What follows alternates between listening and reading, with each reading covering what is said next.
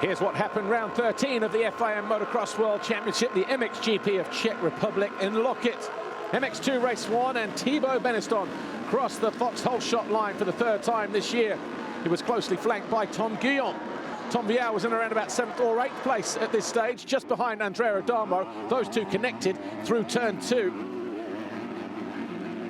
Thibaut Beniston led, Langenfeld was up to 2nd, and then into 3rd with this pass on Rubini, Jago Geerts. Remember, he came into this round 4 points behind Tom Vialle. Vialle was making good progress, but then after Kai de Wolf found his way through to take over 6th place just before the halfway stage, all of a sudden, Liam Evans, Andrea Adamo, Mikkel Harup all found themselves going past the number 28, and within the space of 2 laps, Vialle was down in 10th place.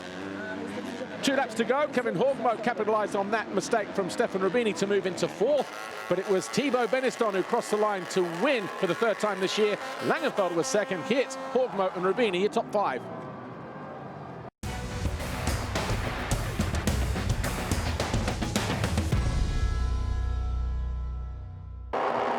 MX2 race 2, this time it was Jago Geerts who took the foxhole shot, the first of the season for the number 93.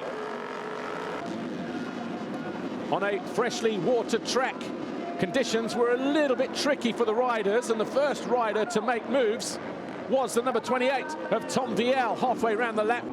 He took advantage of the outside line of Geerts as he moved into the lead. The top 2 in the championship in a direct shootout. Geerts got closer to Vialle, and as he pushed from behind, we all waited to see what would happen next. Kai de Wolf eased past the number 38 of Rubini, and so too did Mikkel Harup. Rubini lost 2 positions to fall down to 9th, would eventually come home in 12th. Then, halfway stage, Vialle made a mistake, ran the wrong side of the berm. Geerts went through. Question was, could Vialle then respond to that? With 4 laps to go, Thibaut Beniston finally caught and passed Kevin Horgmo to move into 4th. That would give him 2nd in the overall classification.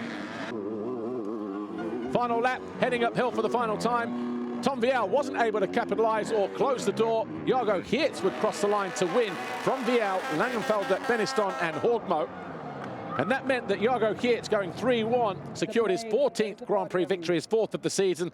Thibaut Beniston making it a Yamaha 1-2 with the 1st and the 4th. Simon Langenfelder on the podium. Back-to-back now for him in the last 2 rounds with a 2nd and a 3rd. And once again, we have a change of championship leader. Geerts now leads Vialle by 8 points as we head to Belgium, round 14. Langenfelder is 3rd. It was a fantastic day here in MX2. You are watching. The first heat, I was struggling a little bit, but still came home in 3rd, so it was quite okay. And then the second heat, we made a small change to the bike, and I felt really good on the bike. First had the whole shot, then first lap made a mistake, and Tom passed me. But after 10-15 minutes, I could pass him back, and then just push until the end. And I won the moto, so finally again a GP win, and I'm really happy with it.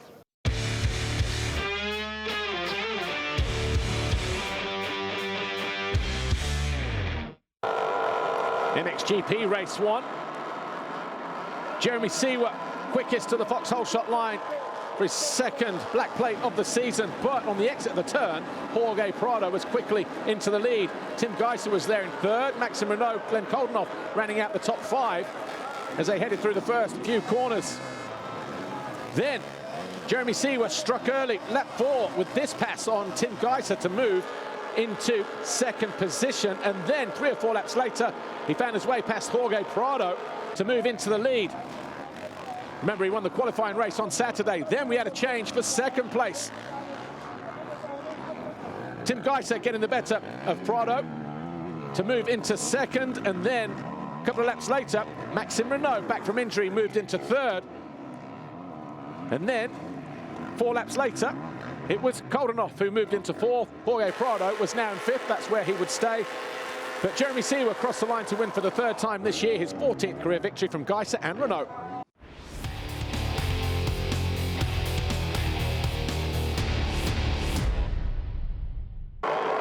MXGP race 2.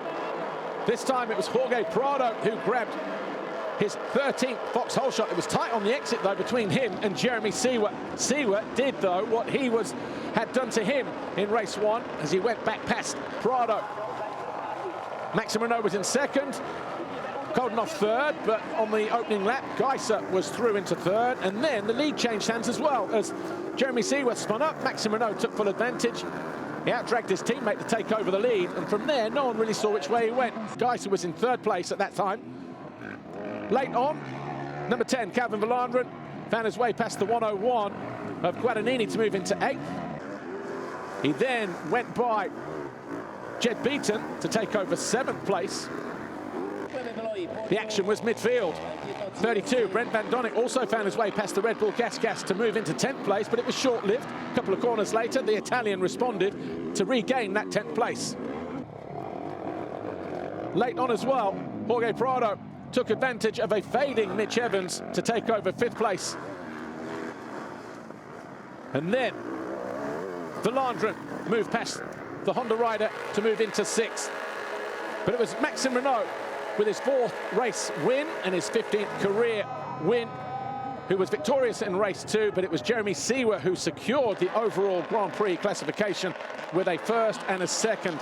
His 9th career win, Maxime Renaux making it a Yamaha 1-2. Geiser on the podium in 3rd, has still yet to win here at Loket in Czech Republic, but Geiser has the last lap.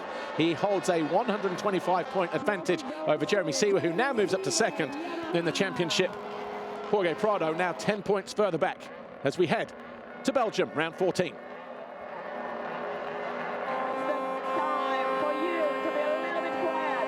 Well, it's amazing to be 3 out of 3 motos, you know, here having the interview. So super happy.